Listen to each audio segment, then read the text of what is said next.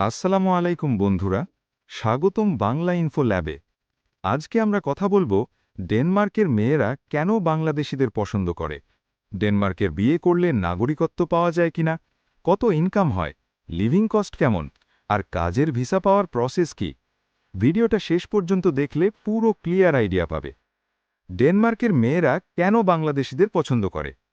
প্রথমেই একটা ভুল ধারণা ক্লিয়ার করি। সব ডেনিশ মেয়ে বাংলাদেশিদের পছন্দ করে এমন কোনো নিয়ম নেই। তবে কিছু কারণে বাংলাদেশি ছেলেদের প্রতি আগ্রহ দেখা যায়। আমাদের কালচারাল ভ্যালু, পরিবারকে গুরুত্ব দেওয়া, সাধারণত রেসপেক্টফুল বিহেভিয়ার, হার্ডওয়ার্কিং মানসিকতা। অনেক বাংলাদেশি ডেনমার্কে পড়াশোনা বা চাকরি করে স্টেবল লাইফ বানাচ্ছে। কিছু মেয়ের কাছে আমাদের সংস্কৃতি ডিফারেন্ট ও ইন্টারেস্টিং লাগে।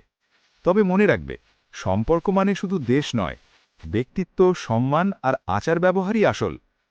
ডেনমার্কে বিয়ে করলে কি নাগরিকত্ব পাওয়া যায়? অনেকে ভাবে ডেনিশ মেয়েকে বিয়ে করলেই নাগরিকত্ব পাওয়া যায়। এটা ভুল। বাস্তবতা হলো, বিয়ের মাধ্যমে প্রথমে ফ্যামিলি রিইউনিফিকেশন রেসিডেন্স পারমিট পাওয়া যায়। নাগরিকত্ব পেতে হলে সাধারণত ৮-৯ বছর বৈধভাবে থাকতে হয়। ডেনিশ ভাষা জানা লাগে, স্টেবল ইনকাম থাকতে হয়, ক্রিমিনাল রেকর্ড ক্লিন থাকতে হয়। অর্থাৎ বিয়ে মানেই নাগরিকত্ব না, এটা একটা দীর্ঘ প্রসেস। ডেনমার্কে ইনকাম কেমন? ডেনমার্ক ইউরোপের হাই স্যালারি কান্ট্রিগুলোর একটা। গড় ইনকাম ধারণা: রেস্টুরেন্ট বা ক্লিনিং প্রায় ১৮,০০০ থেকে ২২,০০০ ডিকেকে। স্কিল্ড জব আইটি, ইঞ্জিনিয়ারিং ৩০,০০০ থেকে ৪৫,০০০ plus ডিকেকে। Part time student job ঘণ্টায় ১২০ থেকে ১৫০ ডিকেকে। ট্যাক্স বেশি, কিন্তু ফ্রি হেলথ কেয়ার, ভালো এডুকেশন আর সিকিউর লাইফস্টাইল পাওয়া যায়। ডেনমার্কে থাকা খরচ একটু বেশি।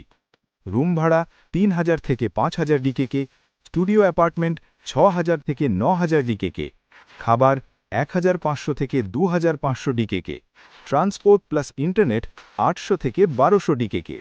মোটামুটি একা থাকলে মাসে ৭,০০০ থেকে ১০,০০০ ডিকেকে খরচ ধরা যায়। ডেনমার্কে কাজ করতে হলে লিগ্যাল ভিসা লাগবে।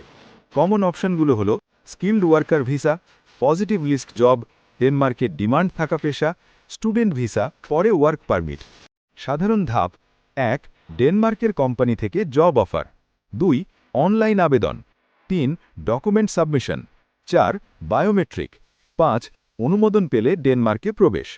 কখনোই দালালের কথা বিশ্বাস করবে না। অফিসিয়াল ওয়েবসাইট ছাড়া কোথাও টাকা দেবে না। শুধু মেয়েকে বিয়ে করে ইউরোপ সেটেল হওয়ার চিন্তা করলে ঝামেলায় পড়বে। কালচার শক হয়।